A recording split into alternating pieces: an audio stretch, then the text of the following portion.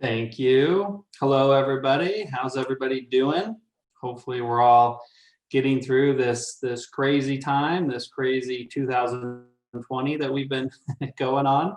Um, Seems like there's always something else that's coming up that's difficult or stressful for us, including the election just barely. So this communication presentation is a great one for now, and this is kind of the difficult conversations communication PowerPoint. So something for you guys to think about, and hopefully this helps you guys in a lot of different instances, a lot of different communications, whether it's at work, whether it's with your significant other or your kids. We'll talk about all of those things a little bit today. So let's talk about the Blomquist benefit just for a second.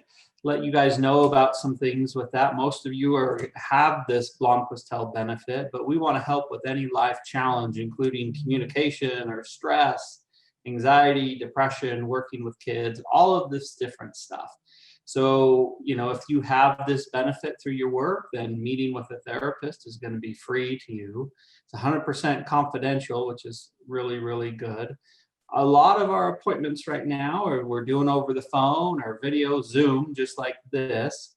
You can also, in some areas, we're starting to have some people come into the office a little bit.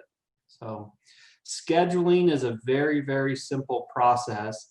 Just calling any of our office numbers is going to get to us, and from there, they'll ask you a couple questions, name, phone number, get a couple of contact information things, and get you set up with an appointment right away. So it's really, really simple.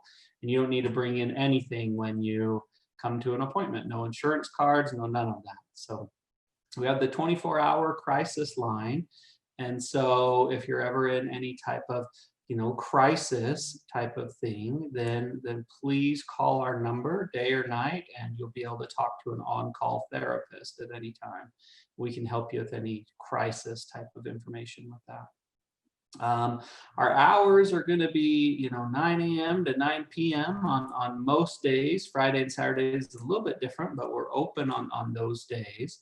And so we're here to help as much as we can.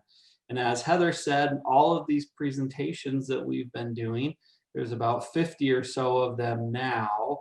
They're all uploaded on our YouTube page. And so if you just go to YouTube and just search Blomquist, then it'll bring up all of these different presentations, and you can subscribe to Blomquist if you'd like, and you'll get, a notification every time there's a new one. But ultimately, go back and review some of these. They're on all different topics if it's an interesting topic to you, and they can be really, really beneficial. So they're done by a lot of our different therapists at Blomquist. Help you to get to know the people you could work with also. So, okay. So in the beginning, I want to talk about a couple relationship tips. We're still kind of in this COVID-19 situation. It seems like cases are going back up again. And so ultimately, and people are getting back to work and the election, and there's just a lot of stressful things going on. And so relationships, can struggle during this time a little bit. So thought about starting with some tips for relationships. So it's really important to communicate your needs and things going on, and some of your stressors and some of your fears about all different things, different, like I said, about the president, about about COVID-19, all of that stuff is things that we could have some stress about, and it's okay to communicate those things. We're going to talk about that a little bit more, about maybe how to do that. Listening is a huge, huge part of that. And so rather than just bombarding your partner with all of these things that scare you or all these things, listening is going to be more important than talking in a lot of these different instances. And some going back and forth. Okay, well, I'm listening to some of your needs, then listen to, and then talk about some of your needs about what it is. So, kind of back and forth a little bit, not totally one-sided.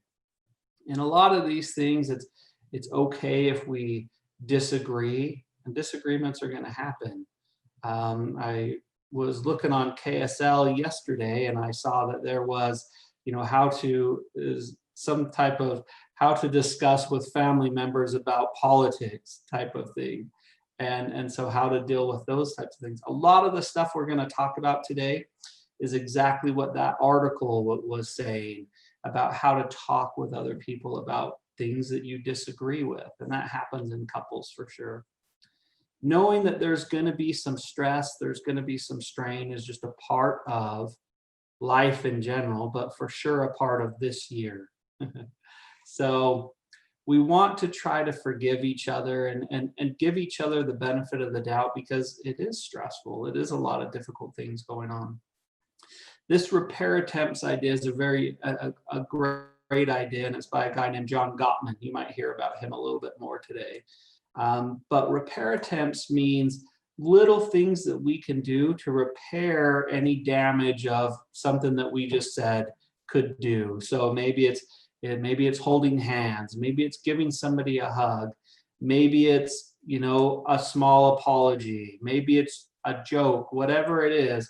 All of these things are little repair attempts to say, it's pretty much I'm sorry, I didn't mean to make a big deal out of that as it was, and we're still okay.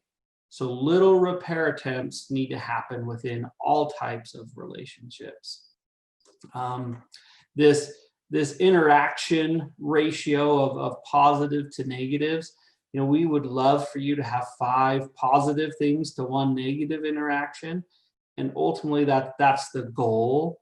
If right now you're in the negative, then let's try for 1 to 1.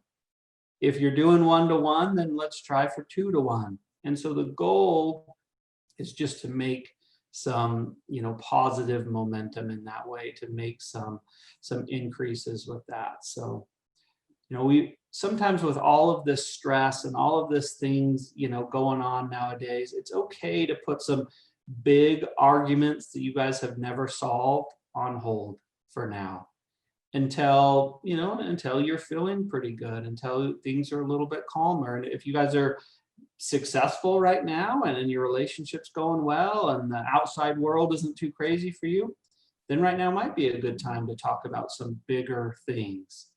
But if you're pretty stressed out, then it's probably not the time to focus on those. These last 2 are scheduling time together to communicate, to work through issues, and just to enjoy life. Enjoying life is just as important as communicating. But scheduling some time together and having some free time on your own to do things that you enjoy. Doing things that you enjoy is very, very important.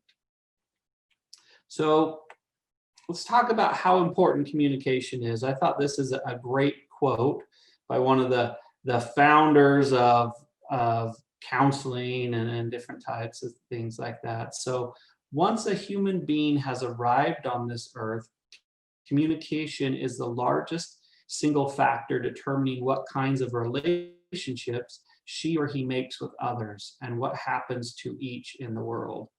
So as you can see, communicating, whether it's in great circumstances or difficult circumstances, is a huge factor on our relationships.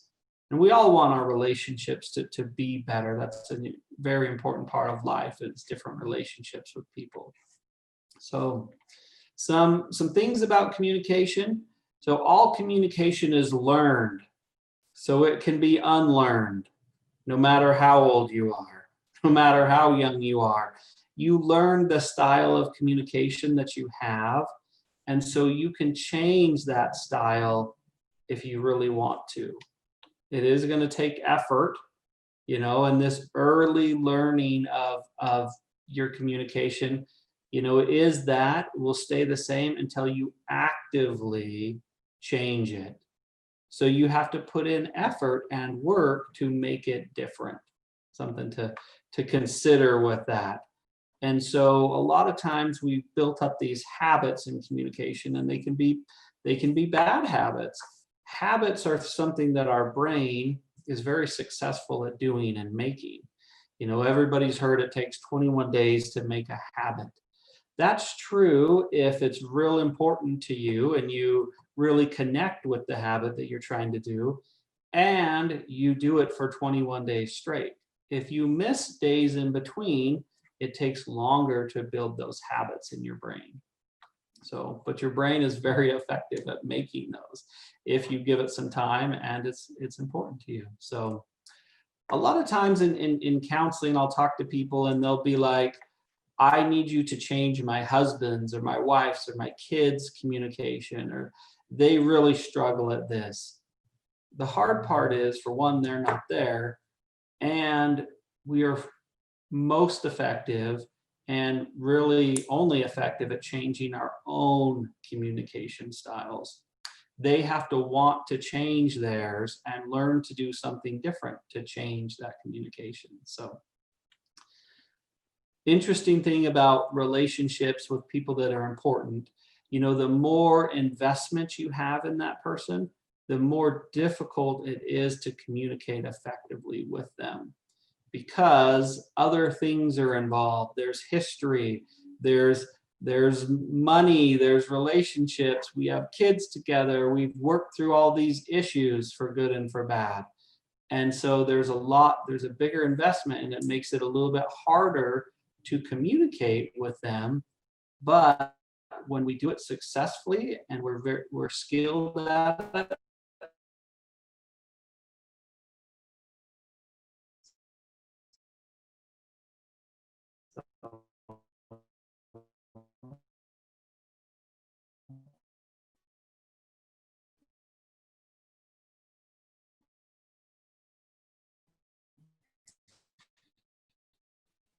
sometimes I want to say a little bit is more than the words.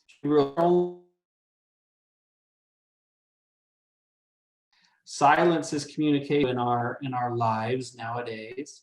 And so if your partner's talking to you, if your boss is talking to you, even if your kids are talking to you and you're on your phone, what you're doing is you're showing them that whatever's on the phone is much more important than they are. And so something for us to think about, something for me to think about in my relationship. And so, yes, there should be time to be on your phone, whether you're doing Facebook or playing a game or whatever it is, catching up on the news, that's fine. But if you're doing that while your partner's trying to have a conversation with you, then you're showing them that they aren't that important. And what's going on your phone is much more important than them.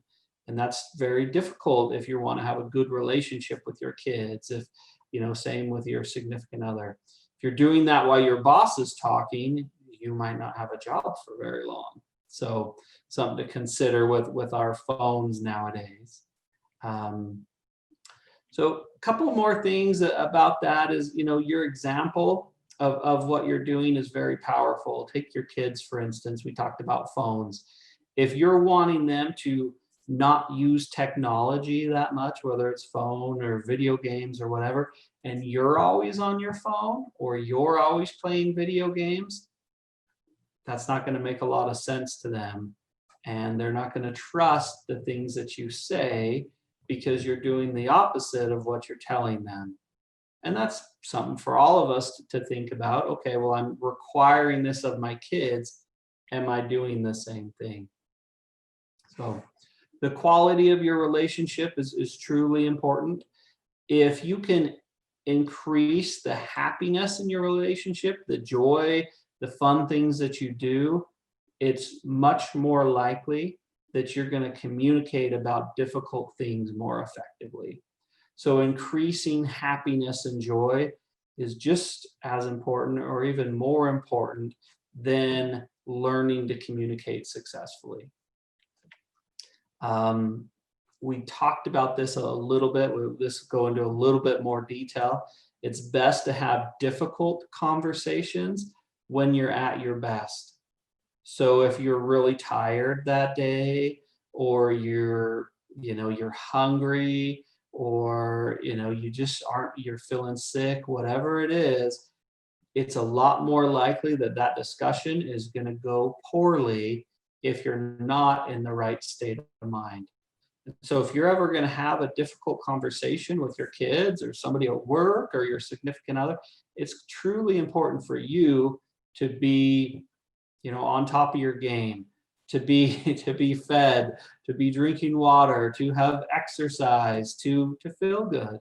And then it's a lot more likely you're going to be successful in having a good conversation. So this is kind of a big thing, a big point that we want to talk about, this kind of shifting of ideas. So with a lot of people in these discussions and these difficult conversations, I know if I talk about political things with some people that I disagree with, it's kind of a battle of messages rather than a learning conversation. And we really want to change from battling, having this battle of messages to what can I learn? What can I get out of this conversation? So let's talk about the shift a little bit. So a battle of messages means we think we know all that we need to know about whatever the topic is. And we want the other person to agree with us, or to see how smart we are, to see our great points. The difficult thing is people don't agree with us that quick. It's difficult for them to see our side because they have their own point of view and their own desired outcome. And so then, this kind of turns into a fight of I'm right, no, I'm right type of thing. And that can happen in this battle of messages. So we really want to shift to this learning conversation. This curiosity word is huge for having good conversations with anybody that you'll meet. So I want you to remember that's one of the most important things I want you to get out of this is I need to be curious to have a learning conversation rather than a battle of messages. So you want to recognize that this other person, they have a different perspective that you probably don't understand at this point. And their point of view is just as important as yours is. And so we're going to be able to negotiate a lot more successfully if we're able to be curious about their perspective. So I think this is a perfect topic for what we're having happen in our day.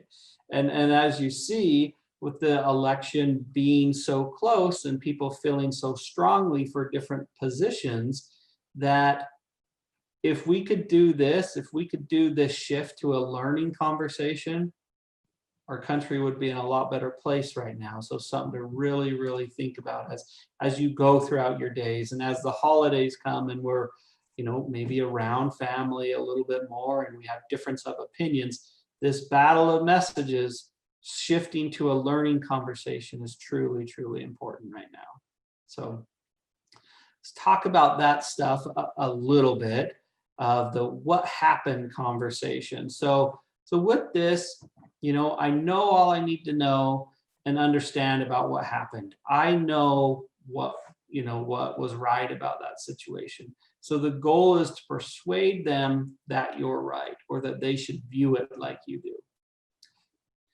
The issue is that, they have different information. They have a different perspective. And so there's some important things that both sides don't know about each other.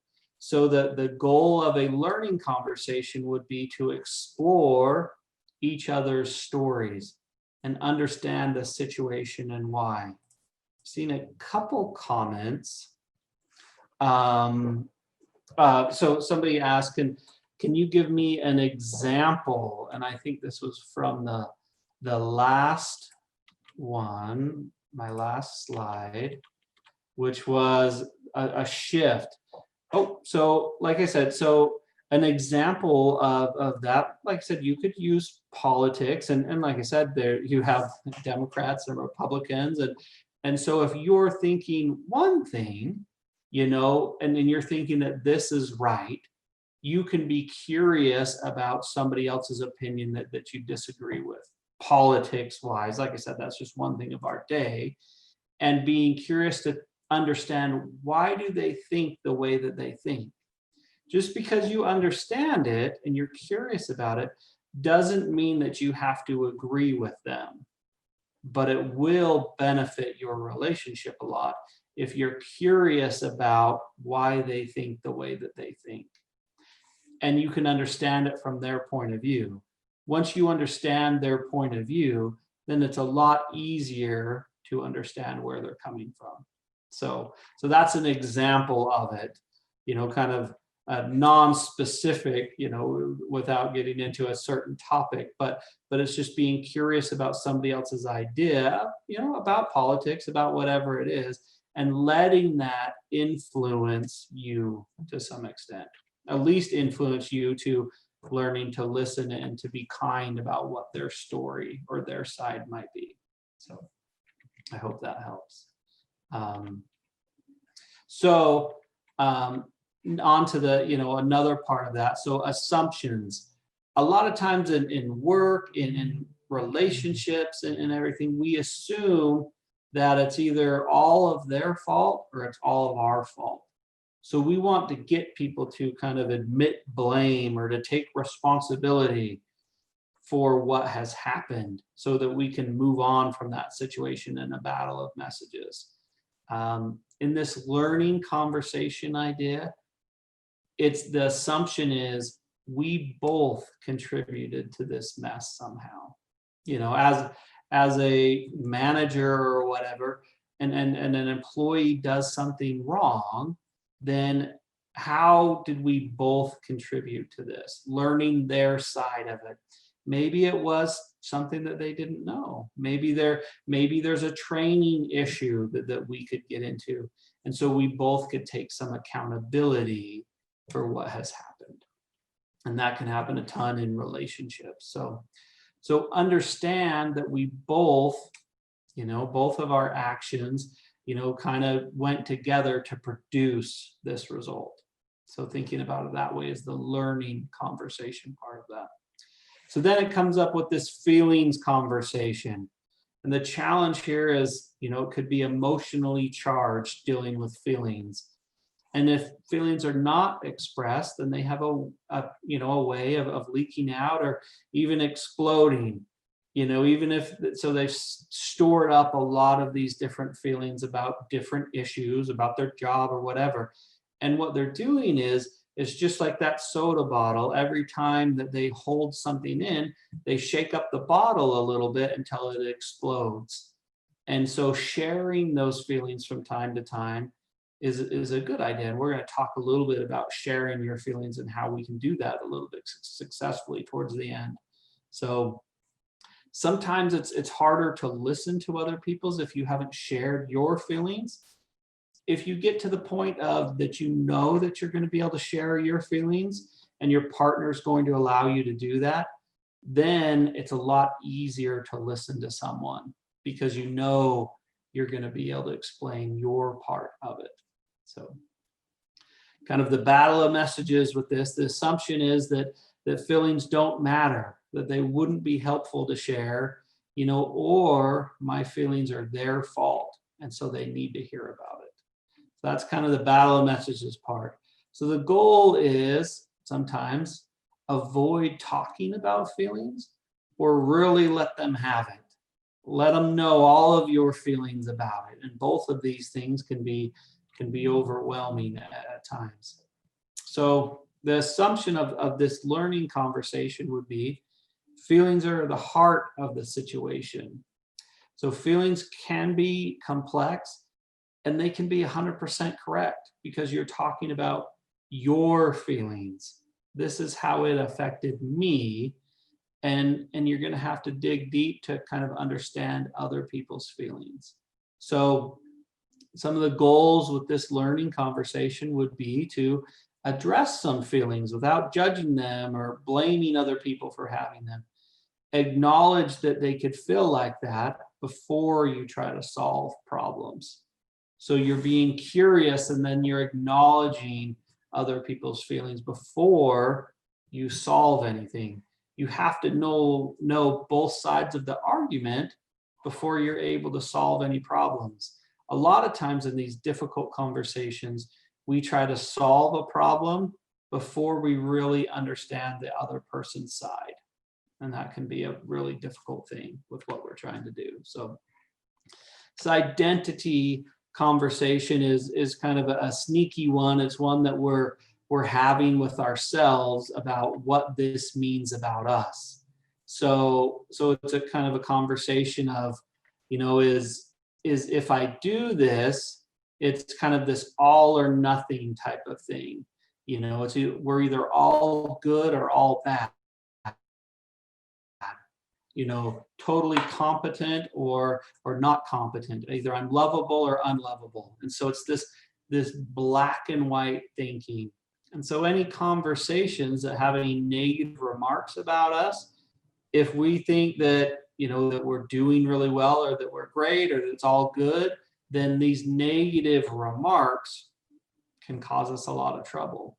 So another thing with this is sometimes whether it's a parent or in a management position or coworkers, then you can feel like, well, if I say something negative, then it's going to really hurt somebody else's feelings. And I don't want to hurt their feelings, but I also don't want to feel like a bad person if I say something negative or some type of criticism type of thing. So we kind of bring up this all or nothing type of thinking, and really life is shades of gray.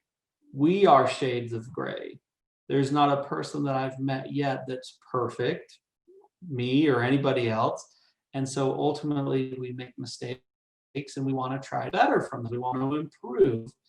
And so coming out of that is thinking, I don't have to be perfect, but I have to, kind of build this more balanced, realistic perspective as who I am. Yes, I want to keep getting better and I want to improve and I want to set goals and be successful, but I am probably going to make mistakes. And how I can be kind to myself when I make those mistakes, I can learn from them and I can try to do better in the future. So that's kind of the goal with this type of idea. So it's okay to accept that we're going to have some limitations, some things that we're not going to be great at. It's also great to work on the things that we want to be better and to strive to make progress. So kind of the battle of messages with this is either I'm competent or I'm incompetent, good or bad. There's no in between. So the goal is to preserve my all or nothing, way of thinking, that self-image. And so when you hear something negative about you, you want to fight about it. It's like, no, that's not what happened. This type of thing. So that's kind of the battle of messages. I know in my life, I've fallen into some of that before, whether it's in my relationship, with my wife, or even, with managers to some extent, whether that's just in my mind or not. So the assumption about this is there may be a lot at stake for both of us. So each of us is complex and we're not perfect. And so just understanding that there's a lot that's going into this situation, and I want to try to be curious from their side of it. So you want to build this more complex self-image that even though I may get some criticism from my significant other or from my boss, I'm still a good person. I'm still a great worker. Maybe I on this review, I got, out of 100 points, I got 98. We focus on those 2 points that we missed at work rather than the 98 good things that we did. And so 98 is pretty dang good. So kind of keep that in mind in this identity type of thing. So on to communication a little bit. We usually have about 3 options when we're, thinking about communicating, when we're upset or frustrated or need to talk about something. And so we can be, silent about it and hope it goes away, hope it goes better. We can fight about it, or we can address the behavior and request some change. So those are 3 different options that we're going to talk a little bit about today. So what silence looks like. So, avoiding addressing the problem, quiet distress, so being upset, but not wanting to stir the pot, not wanting to bring it up. We hope that it will go away, and we tell ourselves, nah, that's not that big a deal. It's not something that I really need to fight about or that I need to bring up. I hope that it will go away. So this is how silence goes. And this happens a lot of times in different relationships. And every once in a while, there's positives that go along with this. So some of the advantages is we avoid the hassle of having to bring something up and to really talk about it. Perhaps it will go away. Perhaps it is just a one-time thing. Perhaps it won't happen again. It's possible. It takes less energy to really deal with. Sometimes in parenting, you have to pick your battles, and in relationships. And so that's kind of a thought that goes along with this silence idea is, perhaps this will get better, or it's really not that big a deal. Maybe I'm making too big a deal out of it. So some disadvantages of this is sometimes silence means acceptance in different things. If your child is doing something and you don't, let them know in a kind way or a genuine way, then maybe it's something that they continue, and it's something that keeps getting on your nerves, and you haven't said anything about it. You haven't brought it up. Like I said, when I talk about bringing it up, I'm not talking about it in a mean way, but hopefully in a way that you're going to be able to communicate that you would like that to be a little bit different. Silence encourages more of the same, because maybe they don't even know it's an issue that you're upset about, so they continue to do it. If you don't bring it up, then it's a thing that could still happen. It could make you feel powerless or helpless. Like, this isn't going to change. This is something that's just going to keep happening, type of thing. And so the silence, it doesn't allow you to kind of work through it. And it could lead to future fights. I'll bring up some little fight that me and my wife had. We have these two hampers in our room with the white clothes go in one, and then the darks go in another one. And I usually would do the laundry, and I would put the baskets back, and I would put the clothes in different order, not because I was trying to, just because it happened. And so one time she got really upset and frustrated and said, "Hey, the whites go by the wall." And she was really mad about it. And to me, it was kind of funny that she was upset about it, that was that big a deal. And she'd never brought that up before. We'd been married for years by then.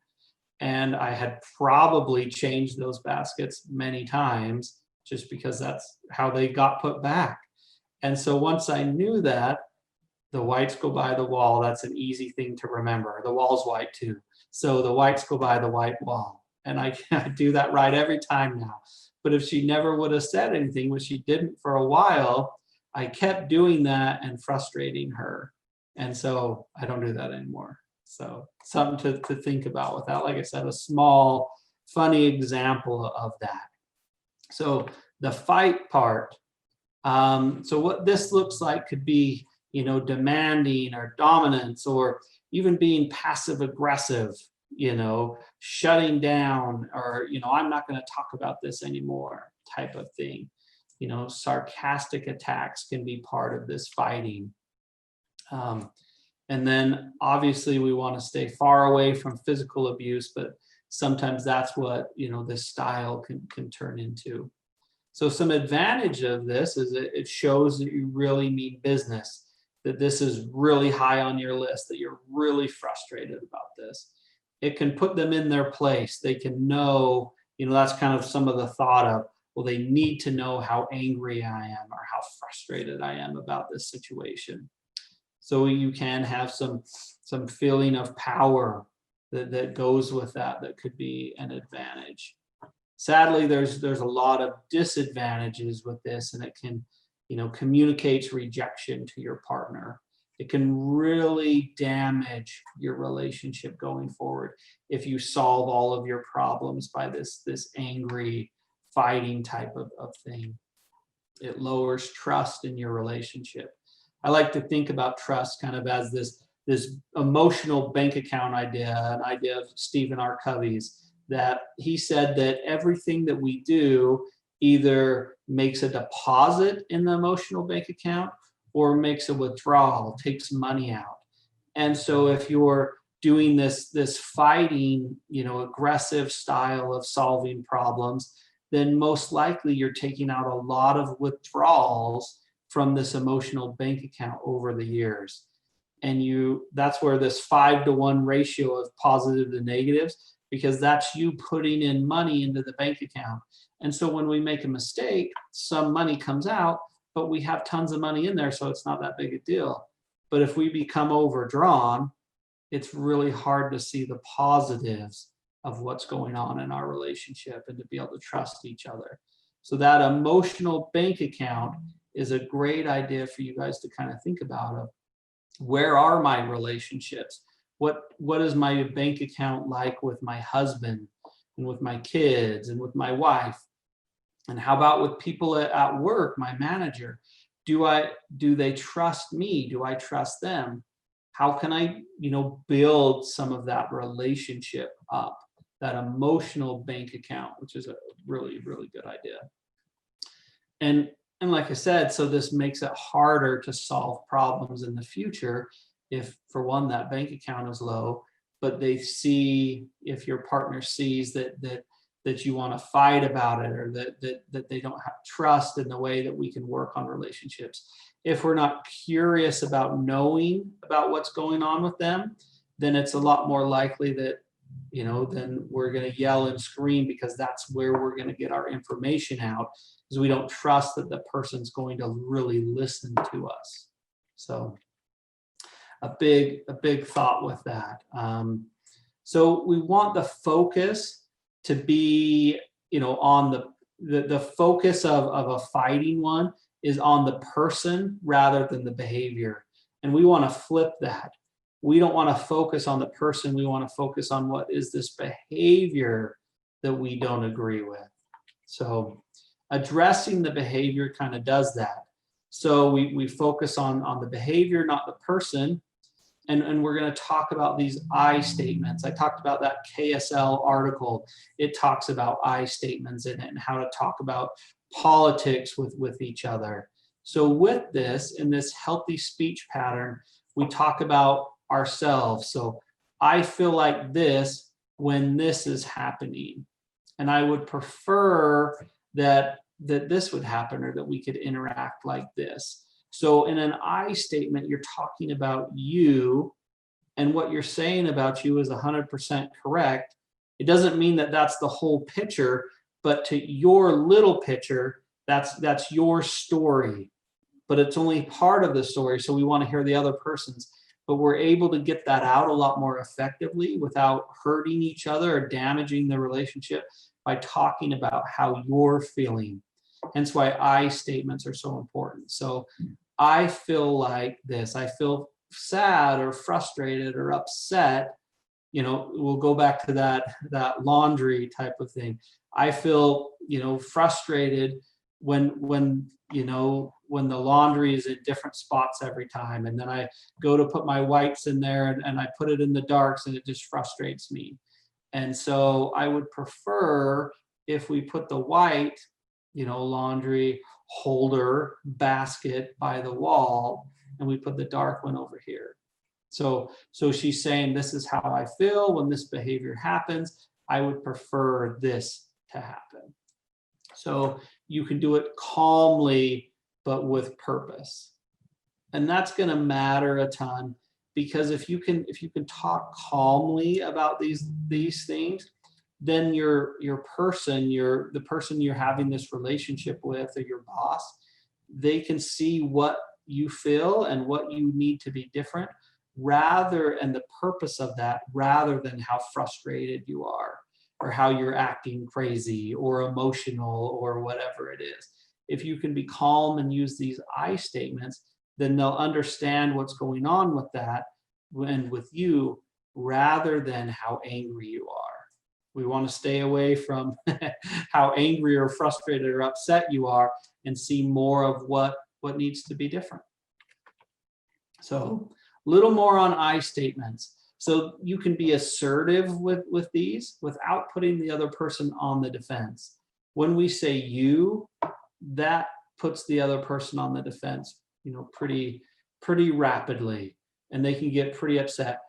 You keep leaving the laundry basket in a different spot. It's really making me upset that you keep doing this. You never or you always is a part of you statements a lot. You'll always see this never or always, and that's very, very difficult on us. So, this I statement also helps us to take accountability for our own feelings and our own thoughts and what's happening with us. I am feeling like this type of thing. So you're taking ownership of that. They didn't make you feel like this. You feel like this. I am feeling this way. So some of the advantages of this is you let the other person know what you want, and you avoid some arguments and misunderstandings because you're letting them know what's really going on. And you can say this in a calm way. Remember, that's the goal, so they can hear what you're really needing to address rather than how upset you are. And so the thought is, and most likely, you're going to get a lot better cooperation from others because of this. So some advantages of addressing the behavior is the best likelihood of success. The change could last longer. So that's a huge thing, rather than keep doing it over and over. It communicates acceptance and worth. Remember that identity type of thing that, when we communicate, when we address it, then it still lets us hold on to that self-esteem and self-worth. And so that's an important part of it. We can build that trust that we're talking about, that emotional bank account idea. And it makes solving problems in the future easier because we know that the person's going to listen to us. We know that they're not going to fly off the handle, that they're going to do it in a calm way. And so that trust is there, and we can solve problems more successfully in the future. So, and it feels healthy. It feels like the right thing to do. So the disadvantages of this, and most things, there's always going to be a strength and a weakness. This requires new habits. Going back to the beginning, it requires us to change our habits, to make this important and to work on it daily for a long period of time, 21 days, more days, and then it becomes a habit and becomes easy. Same thing with exercise. We know if you're starting from the beginning, it's hard to get in a good habit of exercising. Once you get into a good habit and you do it all the time and you do it at the same time, then it's hard to stop because it's your habit and it's enjoyable to you, and exercise has a lot of great benefits. But, doing new habits does take some time and some effort and energy to make those. It requires some skill and some patience. Coming to this and talking today and doing this PowerPoint, this requires some time and some energy. And hopefully you're getting some skills out of it that you can start to work on. Remember, you're not going to be perfect at these things right away. It's going to take some time and some patience and learning more skills. And if you'd like to learn more skills, that's why Blomquist is here. We're more than happy to meet with people and to talk about these different skills and to how to build communication patterns that would be good in difficult times and in good times. Sometimes if we put forth effort, we're worried about, will they follow through, or will we just get rejected? Will the same thing keep happening? And so that's a worry of addressing the behavior. Like I said, it requires follow-up and planning. So pretty much it requires effort is the disadvantage of addressing the behavior. But these are going to be long-term relationships, and so putting in the effort is important to make them good. I can't think of too many things in life that are worthwhile that didn't take hard work. And think about that for you guys. A relationship, it's a lot of hard work to make it good. Being a good parent takes a ton of work. A sport, You know, being a good basketball player is going to take you a ton of time to be good at it. But if you really like it, it's very enjoyable and worth it. You know, so all of those things, hugely important. The speaker listener idea, I told you a little bit about John Gottman. This is something from him. The speaker listener idea is a great idea and helps you with communication patterns. So with this, you want to, so it's kind of, he sets it up as there's a speaker and there's a listener. The speaker, you want to talk for yourself, and I statements is great, but you want to say, this is how I feel about the situation. This is what's going on with me. It's best not to go on and on. Sometimes I'll have people do the speaker listener idea, and somebody will talk for 10 minutes or so. And it's going to be very difficult for the listener to be able to do their part if that's happening. So this is the listener's part. The first thing for them to do is to help the person feel safe in speaking their mind. And you do that by asking open-ended questions, by listening, by looking at them, by having eye contact, and by showing them through your body language that it's okay for them to talk about what's going on with them and that you care. Open-ended questions are great. So you can ask, okay, well, help me to understand, this side of it. Help me, okay, so you said this, tell me a little bit more about that. Your questions aren't to confuse them or to show them that you're right. Your questions are to be open and to learn more about their opinion or about how they see things. Once they get done talking, then the listener is going to paraphrase what they heard. So not word for word, you don't have to be a parrot, but this is what I heard you say from their opinion, the speaker's opinion, not the listener, not how did it affect them, but this is what I heard you say. Am I right? Is that everything that you wanted me to understand? And we're not trying to solve it yet. We're not saying we're sorry. We're not saying, hey, if we just did this, it would be better. You only know one part of the equation. You only know one part of the story. They don't know your part of the story yet. And so you're just listening at that point, and you're using some empathy. I could see where if you felt like you weren't being heard, that would be difficult for you. It doesn't mean that you feel like you were doing that. It just means if they didn't feel like they were being heard, that could be hard. I see that. So we're listening to understand rather than listening to respond. And so that's an important aspect of it. One of the other important parts I want you to remember. Listen to understand rather than listen to respond. A lot of times we listen to respond and we pick out key words and things, and we're automatically thinking about what we want to say rather than really listening to what's going on with them. So a couple other things about the speaker listener idea. So switch once the speaker feels like they're understood or they're heard. And the goal is to let your partner influence you. John Gottman talks about that females do so much better job in allowing their partner to influence them rather than males do. So something that we need to think a little bit more about, and how can I let what my partner's saying influence me? And so an important part of that. What can I compromise on and what can I not compromise on? Once you've both talked about it and you know each other's side, then that question comes up. What can I compromise on? And what do I feel very certain that I cannot compromise on? Gottman would have you do 2 circles. So in a small circle, he would have you write the things in this situation that you could not compromise on. And around the bigger circle, he would have you write, these are the things I can compromise on. And you guys would do that separately, and you would come together and talk about the things you can't compromise on and the things that you can. And most likely there's going to be some things that you can compromise on that can make things a little bit better.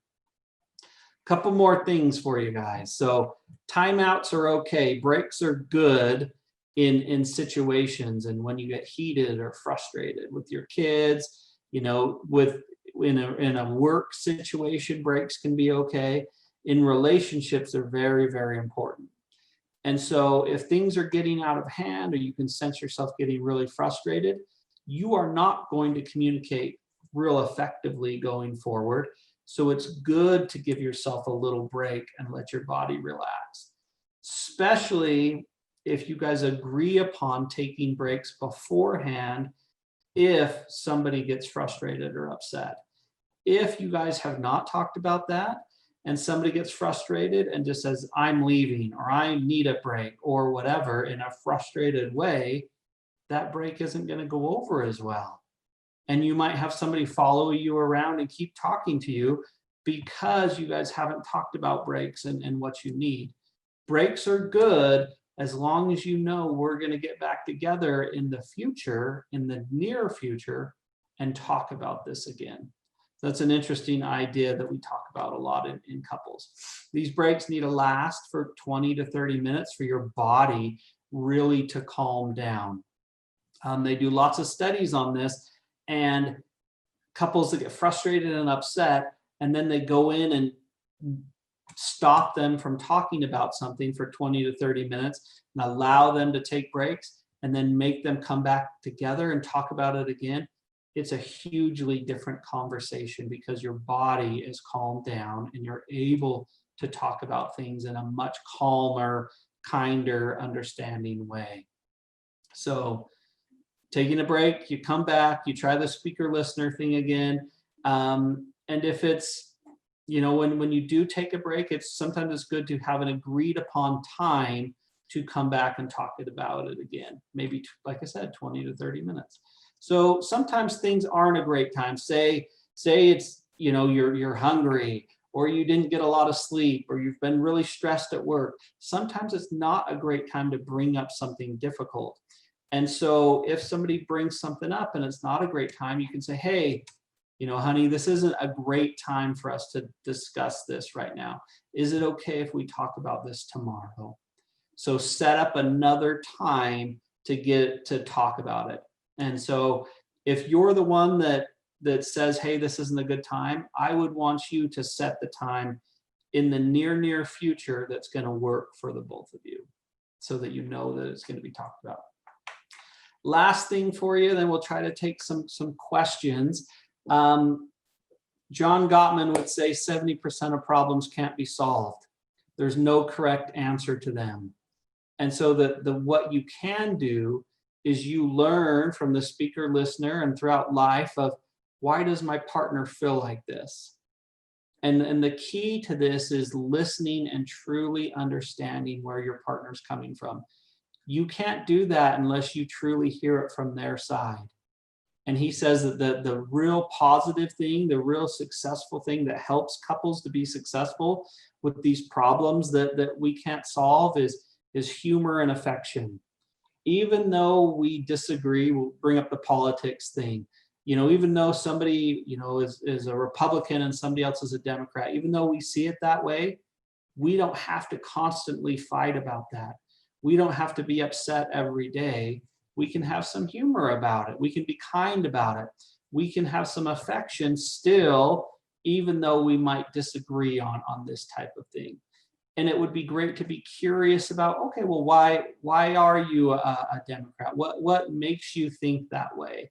What's the important part of that for you? Let me truly understand it from your point of view. And then that makes your relationship so much better if you guys are willing to listen and to understand each other. So that's a huge part. And most couples are going to have these problems that can't be solved. You might not have a ton, but you're going to have a few that come up that are a part of your lives. And they could be from, one person likes to save money and one person likes to spend money. All of these different things can be a part of it. So listening, understanding, humor, and affection is what really helps with that. So that's all. Is any questions or anything that came up? I know Heather kind of looks over those. Anything that came up that you saw, Heather? Yeah, so just a couple of questions and then a comment so far. So someone said, what I'm finding is sometimes it's very one-sided as far as these conversations go. So what do you do when it's not reciprocated? So it's very one-sided. So you're willing to do it, but the other person's not, type of idea. One of the it's kind of a hard one. Like I said, you can only change you. And so that's what I would suggest is working on what you can change about yourself. And the hope is that they will see that you're trying and that you're changing and that you're being kind and doing that. And hopefully they will want to change themselves. So that's an idea. I also wouldn't want you to be ran over. I would want you to have some boundaries. And it's okay to say, hey, say they deal with it in an angry way all the time. It's okay to say, hey, if you're going to be frustrated and angry, then it's going to be very difficult for me to have this conversation. Would there be a time in the future that we could talk about this, that maybe we were a little bit calmer?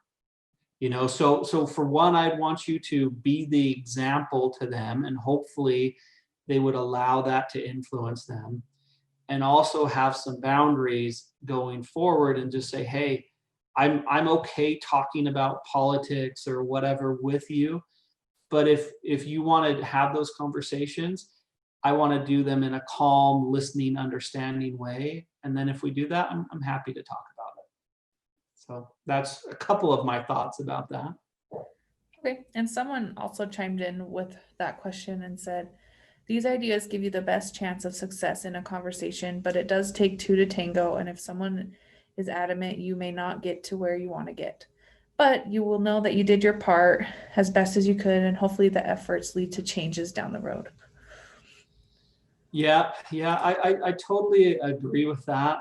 And it can be difficult. There's no, it's not going to be perfect. And so the goal is, for one, do what you can control what you can control, learn other ways to try to be successful, try to understand it from their side.